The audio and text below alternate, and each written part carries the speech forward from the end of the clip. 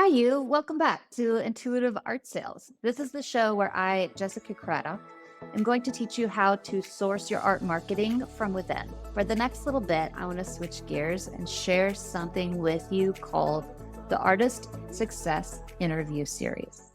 This series is a little bit different than what we've been doing because instead of me sharing my thoughts, my opinions, my advice, I'm going to flip the tables and help artists who have had success selling their art share with you what they think has been the biggest catalyst for them and their success. I'm going to be asking them about practical tips, mindset tips, and just whatever it is that they want to share with you to help you sell more art. So, with that, let's get into it.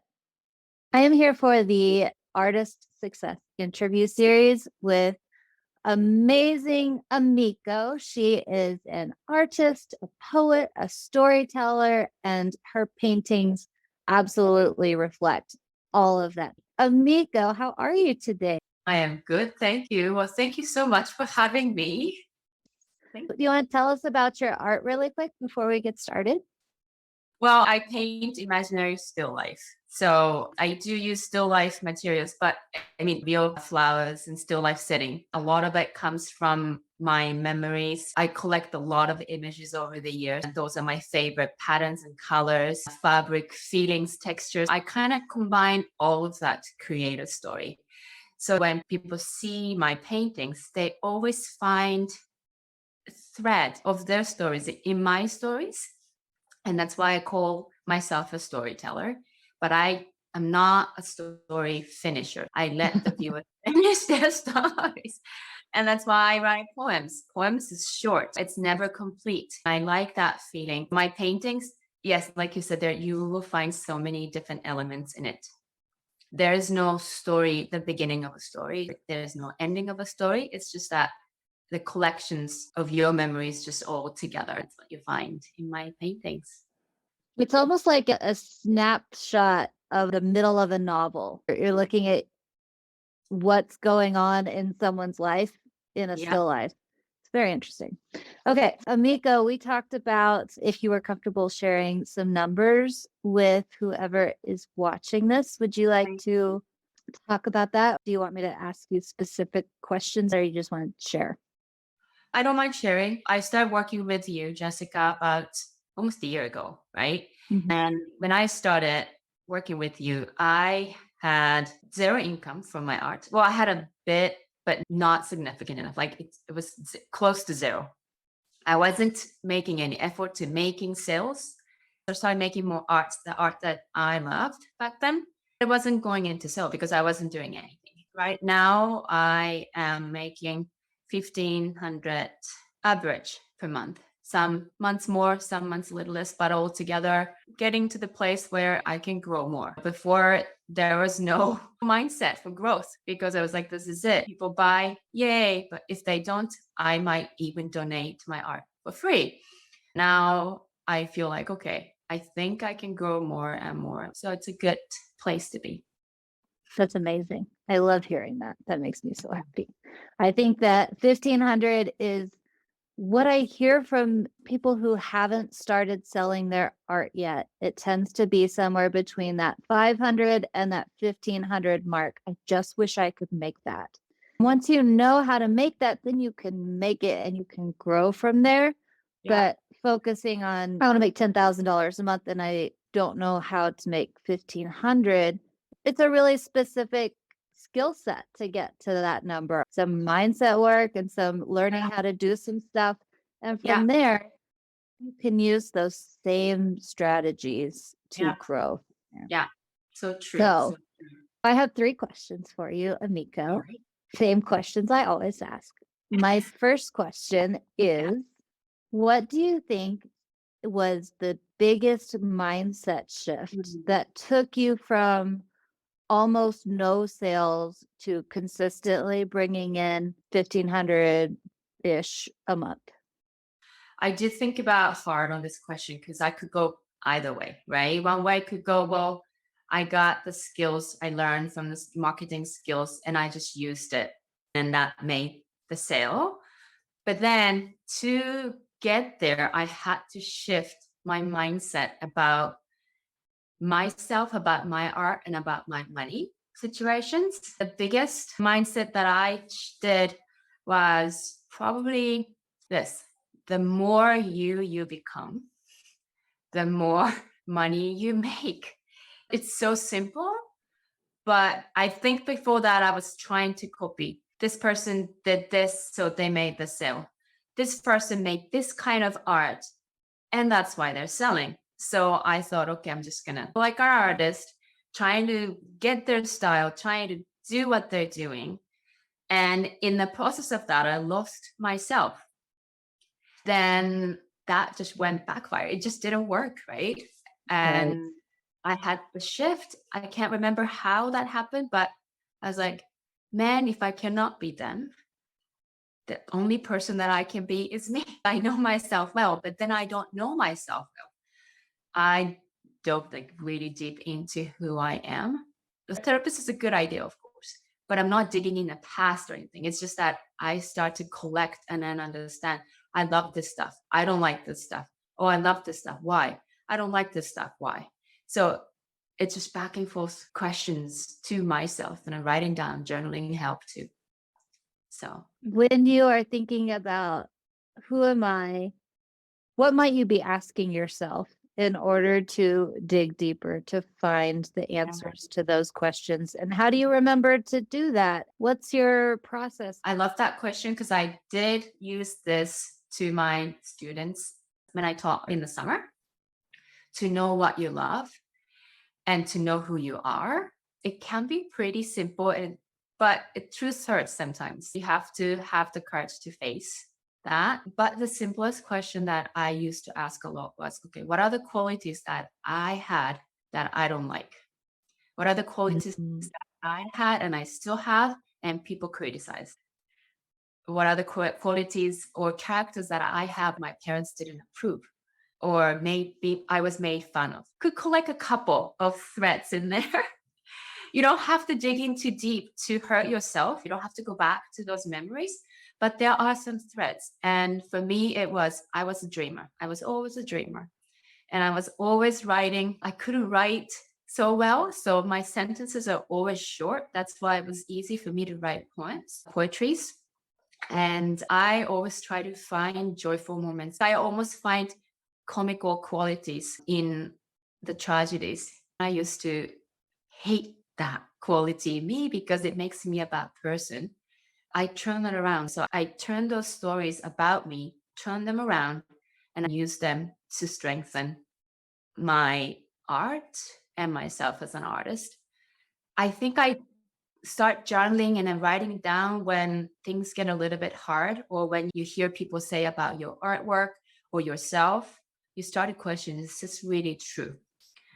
If it Mhm. is true, then it must be about me, but it's not bad or good. It's the skill you might need to develop to turn that story around. It's not from faking negative stories into good, positive stories. No, I still dream a lot. I'm still a dreamer, but I put different meanings to it and I use it as a skill and a strength.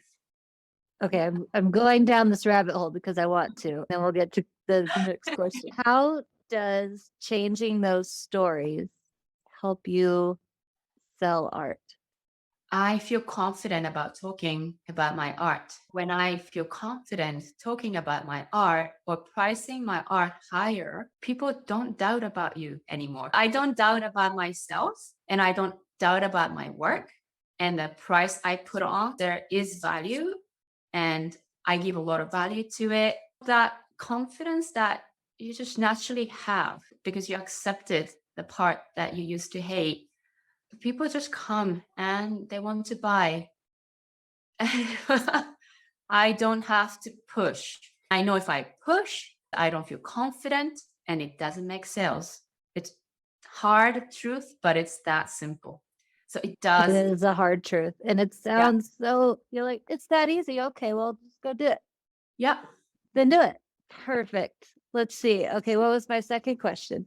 What is the single biggest action step that you took or that you take regularly that has led to your being able to explore yourself, have that confidence, and sell your art? Right. Making connections. Hmm. It's the simplest one, but I did not think about it before. You taught me it was the most challenging task that I had to take, but I'm glad I did it. That led me to where I am right now with the amount of sales I make. I still remember one connection I made, and I reached out to her. She reached out to me. That connection eventually led to many more sales later on. It's not that she bought like tons of art from me. No, because of that connection I made, there are people introduced to my world, to my art, and there will be more opportunities to teach, to show. I have to say that's the action I took. I'm still glad I took that one little action. I still keep taking it. And I try to remind myself that, yes, remember? Okay, let's do two more. What was hard about that? Why was it hard for you? And why was it worth it? Why was it hard? Well, I think we're all afraid of being rejected. You reach out Mm. and they say, no, I can't do it, or reach out and then you don't hear from them. The rejection probably was in my mind, and that was the hardest part. Try to make connection. It's not screaming sales right from the beginning. There are chances that it will not reach to the sales. It will not make a sale. This one connection. So I think my mind immediately went, well, why would I make an effort if it doesn't make direct sales? That's probably why it was so challenging. Mhm. It's just not direct, rewarding feeling you get. It's not, you do this, you get this. It's easy, right? If it's A to B so clear, then you will do A, of course. Yep. There's B right ahead, but I couldn't see B. I couldn't see what comes after. But that's why it's so worth doing it. Like you said, it's magic. One connection, it's like a web. I used to think one connection, one sale. No, it's actually one sale, many more. That possibility that you cannot foresee when you start is totally worth trying. A couple that have just snowballed on you, if I remember correctly. The latest one you were talking about is that you had a studio visit with someone who you were really excited about and hoping that they were going to buy something because they'd shown interest. Then they didn't end up buying, and you were so disappointed. But then she shared you on her Instagram stories or a post or something like that, which led to someone else finding you. Yeah. That person has bought how many paintings from you now? 7 or 8. When you make that direct correlation, if I do A, B has to happen, you're going to be disappointed often. Yeah. You're not going to want to keep going and you're going to stop. When you do A and see what happens over here, what can I do next? There's Mhm. always more threads to follow, like you were saying.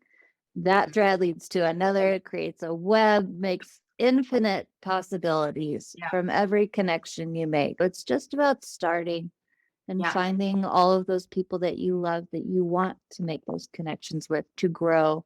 Honestly, I think that is the secret to growing organically. Yeah, I think so.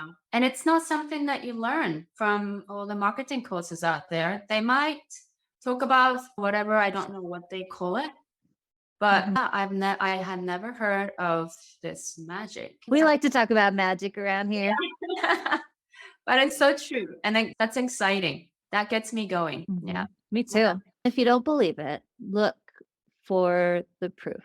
Look at your own life. When have wonderful things happen that you're like, well, I Mhm. can't recreate that. Where did it come from? What was the initial starting point? My bet is that it came from someone that you feel connected to. Notice those things, take that in, and use that as your fuel to go do some more. This is not supposed to be a coaching call. How do you make connections? What's one way that you, Emiko, make connections?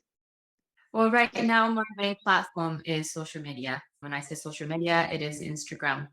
When I first started making connections, that was really through Instagram.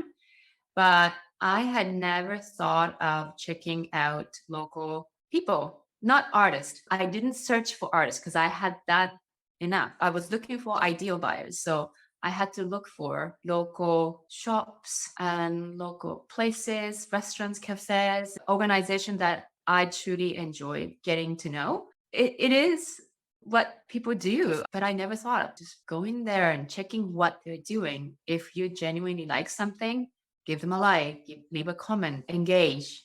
And you don't have to over engage. You just go there and show them your genuine interest. That's exactly what I did when I started.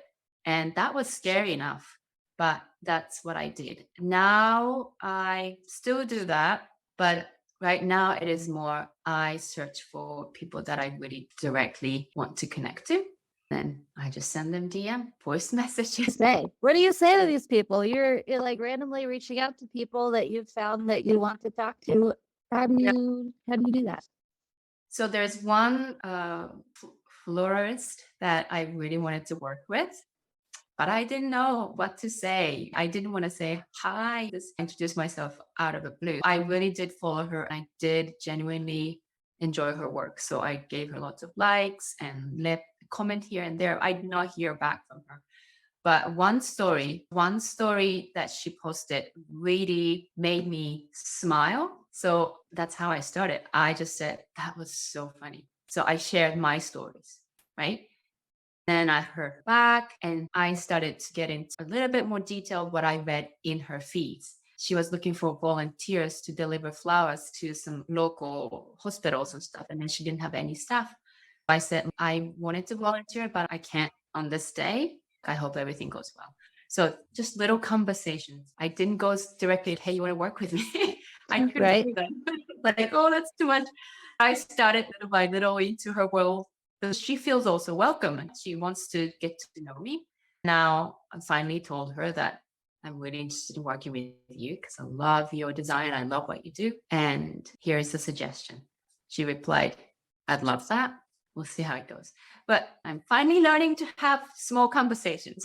And it's not that it has to be small or it has to be big, but it has to be something that you can do.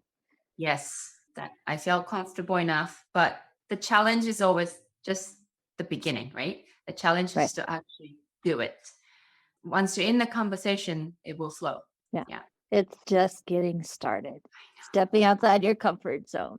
If someone came up to you and said, I'm not sure that I can do this. I don't know if I can actually make money from my art. What would Mhm. you say to them? Well, I would first tell them to go see you. But I think having a good mentor, great mentor would help. It's not what I wrote down actually as an answer, but it really does help to open your mind, let you see the possibility. A good coach, a good mentor can do that. Instead of guiding you too much, this is what you have to do. I've taken tons of courses like that. This is what you're supposed to do to make money. And if you don't follow, then you don't. But Mhm. it's not like that. Sales doesn't come like that. And a good mentor can guide you and open up, let you see the possibility. Look, this is what could happen. Would you take it or not? Then it is your choice to take it. Yeah, working with a good mentor. I think it's one of the things that I know it costs money, but it'll come back tenfold. I promise. Mhm. I think it's so true. And that's the first thing that just popped up in my head. I think a lot of people wants to know. It is vital. To me, it is really vital and it's really helpful. I think it really comes down to that. I very rarely am without a mentor. I've been in business for a long time now, and I will not go without a mentor. It's too easy to get stuck in your head and not be able to see what Mm. is around you. Even though they tell me the things that I already know, when I hear them again, it Mhm. refreshes it and I can then go do it. There's just a lot of power in that. Yeah. What was your other answer out of curiosity? Keep asking yourself this question. Is this what you want to do or not? Because a lot of actions we take it's either autopilot or based on fear. As long as it's based on true fear, then any action you take won't get you to where you want to go. It only takes you a place of more fear.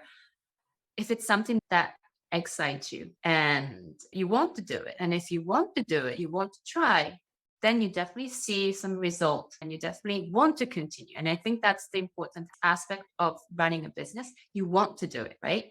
You have to find what you want to do, what you love. I think it's about knowing yourself better and better. And the simplest question you can ask yourself is this what I want to do? What is your desire? What is it that I want? If this is not what I want, then what do I want? You don't have to get that right away, but sometimes we are so afraid to admit this is what we want. Then you have to get it. Yeah. If it excites you, then you just go there. If it doesn't, then ditch it and find something else. And that's okay. That's the second advice that I would give. I love it. Mm. Trying to think if there's anything else I want to ask you. Anything else you want to add while you're here? No, I'm good. I'm good. You're good. Okay. Well, I'll let you get back to your painting that you're working on. How do we find more of your work? My Instagram account is Emiko Venlet, Venlet. And my website is Emiko Venlet, the same name, .com. Perfect. And Emiko is Emiko. Yeah, yeah. All right. Well, again, thank you, Emiko, for sharing all of your words of wisdom.